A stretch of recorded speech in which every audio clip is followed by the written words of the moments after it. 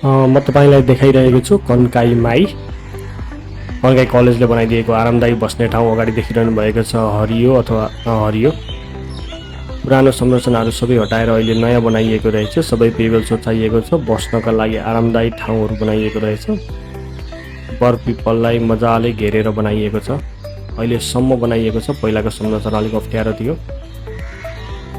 उहाँ आउनु हुँदैछ मेरो सानो बुवा। उहाँ चाहिँ चस्मा लाएर। यसरी कुर्सीहरू बनाइएका छन् आरसिसी सिमेन्टीका आरामदायी। माथि हरिया रुखहरू छन्। सुन्तला रङका कुर्सीहरू देख्न सकिन्छ।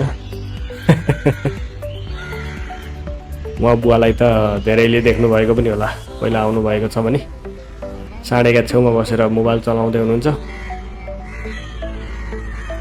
यसरी जमिनमा सबै पेबल्स लगाएर सम्म बनाएर आरामदायी ठाउँ बनाइएको रहेछ। अहिले चाहिँ पिपलको बोट बस्ने ठाउँ यहाँ पनि बनाइएको रहेछ। यता पनि बस्ने ठाउँहरू निकै छन्। अलग अलग कलरमा बनाइएको छ। अब हामी यहाँ इलेक्ट्रिकबाट मान्छे जलाउने ठाउँ हेर्दैछौँ। यो चाहिँ बाहिरी संरचना। यहाँभित्र चाहिँ इलेक्ट्रिकबाट मान्छे जलाइन्छ। यो धुवा जाने पाइप होला सायद। बाहिरी संरचना चाहिँ यस्तो छ। म तपाईँलाई भित्र पनि देखाउँछु है त।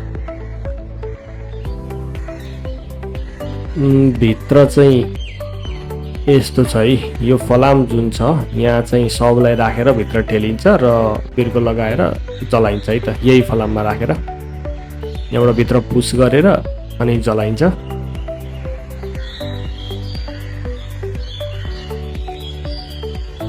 यो सुविधा पनि रहेको छ अहिले कसैले इलेक्ट्रिकबाट जलाउनु चाहनुहुनेहरूका लागि। यो त हाम्रो पुरानै भइहाल्यो। यो चाहिँ अलिक मास्तिरपट्टि हो। यो चाहिँ हाम्रो पुरानै भइहाल्यो। यस्तो 3-4वटा छन् यहाँनिर। यो पुरानो तरिकाको। यो कन्काई माईको पुल। नेपालको सबैभन्दा लामो पुल पनि भन्छन्। होइन चाहिँ किन मलाई पनि थाहा भएन। यो ऐकै भइहाल्यो इलेक्ट्रिकबाट जलाउने ठाउँ।